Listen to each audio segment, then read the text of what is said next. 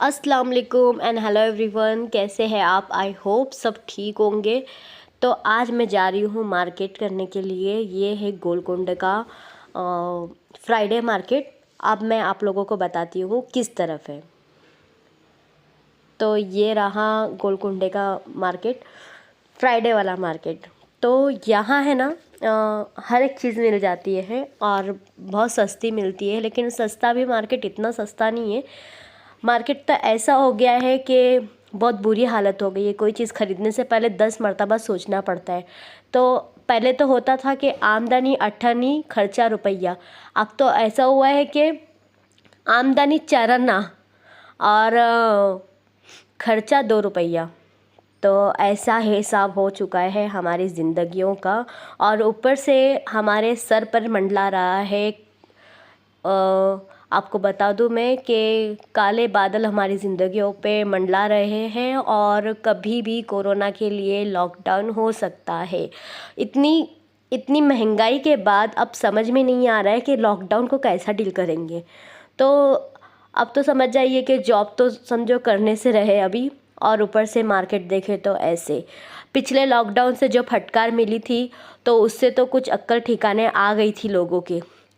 अरे इतना बुरा हाल हो गया था कि कुछ समझ में नहीं आ रहा था। बिल्कुल ज़िंदगियां तबाह हो गई, बर्बाद हो गई। इतने बड़े बीमारी, ये जो कोरोना जो है इतनी बड़ी बीमारी, लोग खौफ से लोग तो खौफ से भी बहुत ज़्यादा मरे हैं। अगर मैं आपको अपने बारे में बता दूं तो मुझे ना कोरोना से डर नहीं लगता। मुझे ना, क्योंकि ना मौत तो हमको एक ना एक दिन तो मरना ही है। तो वो चाहे हम ऐसे मरे या वैसे मरे, मरना तो हमें है ही है। तो मुझे मौत से डर नहीं लगता, मुझे ना लॉकडाउन से डर लगता है। क्योंकि मैं जहाँ रहती थी ना पहले, तो वहाँ पे सिर्फ औरतें रहती थी और जॉब भी वो लोग करते थे। उसमें से 2 लोग घर में रहते थे, 2 लोग जॉब पे जाते थे। लॉकडाउन एक बार लगा, फिर एक मरतबा फिर वापस से लगा 2 महीने के गैप से। तो वो लोग ना इतना ज़्यादा टेंशन ले चुके थे कि मतलब पहले ना उनकी बेटी का इंतकाल हुआ, फिर बाद में हैबत खा के माँ का इंतकाल हुआ। उन लोग को कोरोना नहीं हुआ था क्योंकि मैं बाजू में थी, तो उन लोग को कोई ऐसी बीमारी नहीं थी कि मतलब कि कोरोना जैसी दिखे। तो वो लोग है ना मतलब तड़पते थे कि रोज़ की कब लॉकडाउन खुलेगा। मेरे यहाँ पे टीवी थी, वो लोग के घर में तो टीवी भी नहीं थी, तो न्यूज़ मेरे घर में आके वो लोग देखते थे। तो वो लोग ने ना, वो लोग हैबत खा के मरे। वो लोग को इतनी ज़्यादा परेशानी महसूस होने लगी कि मतलब वो लोग बैक टू बैक ऐसे इंतकाल हुआ वो लोगों का। वो लोग का जैसे इंतकाल हुआ, मुझे इतना ज़्यादा डर लगने लगा क्योंकि मैं उस वक्त अकेली रहती थी तैयब के साथ। तैयब उस वक्त सिर्फ और सिर्फ 4 महीने का था। तो मुझे इतना ज़्यादा डर लगने लगा कि ये लॉकडाउन कब हटेगा और कब मेरे यहाँ पे लोग आएंगे। और मैं तो इतना डर जाती थी क्योंकि ये भी ड्यूटी पे रहते थे, तो मतलब मैं ज़्यादातर अकेली रहती थी। तो ना मैं मुंबई जा सकती थी और ना ही मैं यहाँ किसी के पास जा सकती थी क्योंकि रोडों पे भी इतने ज़्यादा प्रेशर था कि निकल नहीं सकते थे। तो उस वक्त मुझे जो फ़ील हुआ ना, उस वक्त मुझे भी कुछ हो सकता था क्योंकि मैं खुद हैबत खाने लग गई थी। हाँ, लेकिन मेरे घर में अल्लाह का करम है कि मुझे कोई चीज़ की कमी नहीं होती थी। लेकिन लोगों के घर में जो तकलीफ़ थी ना, जब सुनती थी कि लोगों ने ना ये तकलीफ़ के बारे में, तकलीफ़ को देखते हुए अपने बच्चों को छोड़ दिए। कई माँ बाप ने ना अपने बच्चों को रिक्शा में छोड़ दिए कि हम भूखे मर सकते हैं लेकिन बच्चों को नहीं। तो बच्चों को छोड़ दिए माँ बाप ने। किधर से क्या सुनने आता था, किधर से क्या क्या सुनने आता था। बहुत बुरा हाल था। अगर फिर से लॉकडाउन हो गया तो इस वक्त तो समझिए कि मतलब कितना हर एक चीज़ इतनी महंगी हो गई है, तो कैसे हम लोग उसका मुकाबला करेंगे। तो है ना, बस ये चीज़ के लिए डर लगता है।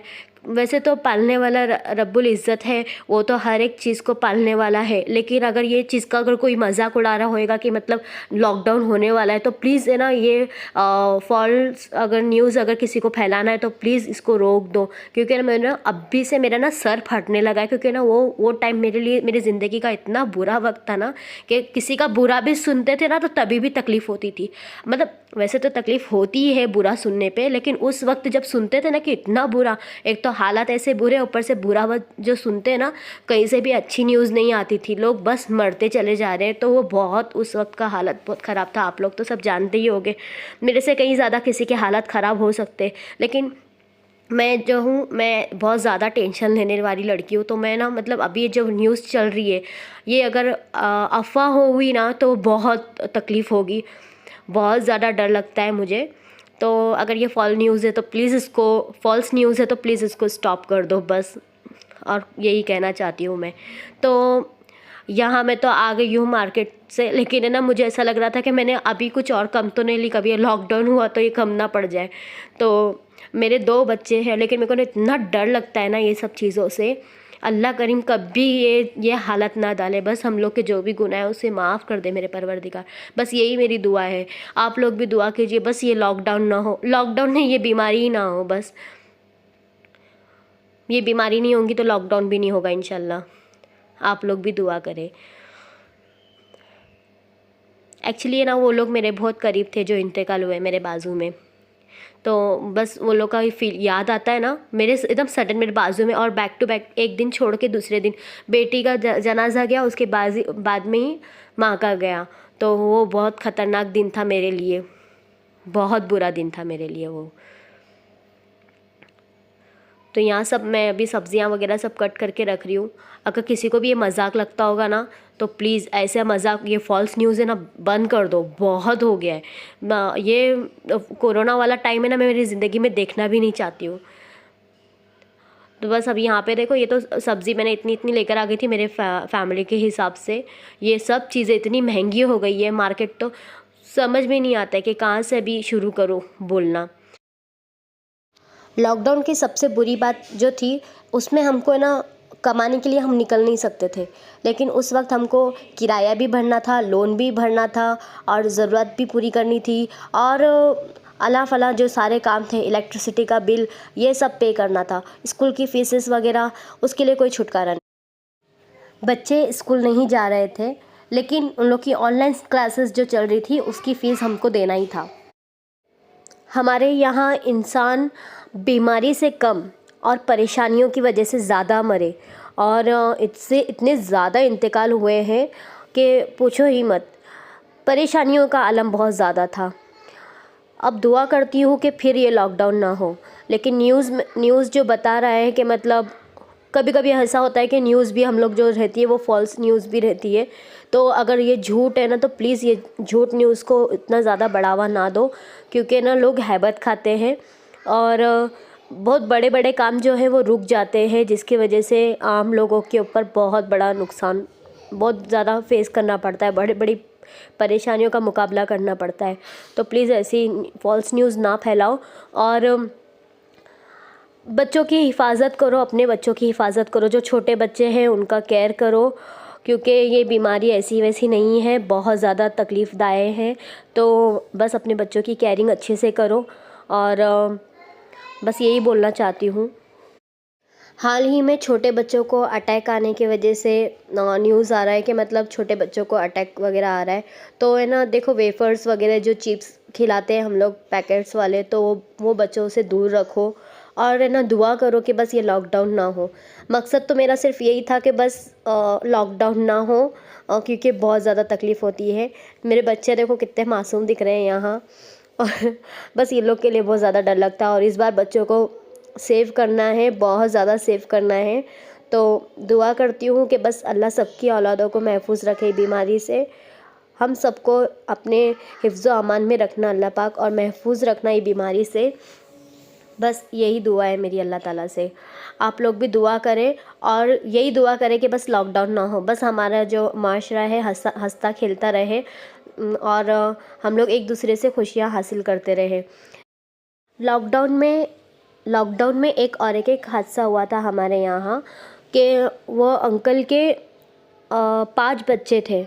तो उनके यहाँ खाने के लिए कुछ नहीं था, तो उनकी बहन थी, तो वो उधर पे से बुला रही थी कि आप आओ हमारे यहाँ से और राशन लेके चले जाना।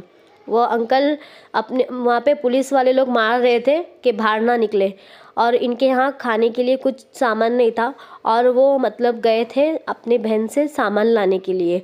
तो रास्ते में पुलिस वालों ने उनको जितना मारे थे ना, 2 डंडे मारे थे।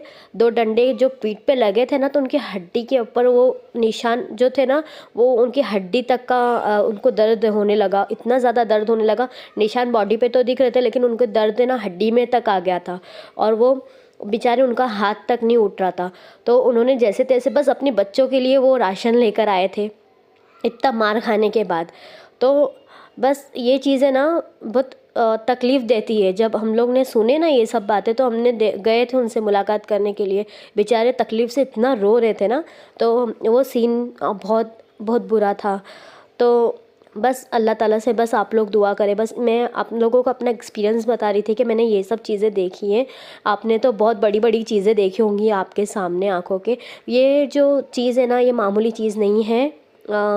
मेरा मकसद आप लोगों को डराना बिल्कुल भी नहीं है। बस अल्लाह ताला से दुआ करें, बस यही बोलना चाहती हूँ मैं। क्योंकि ना दुआ जो है ना, वो हर एक बलाओं को टाल देती है।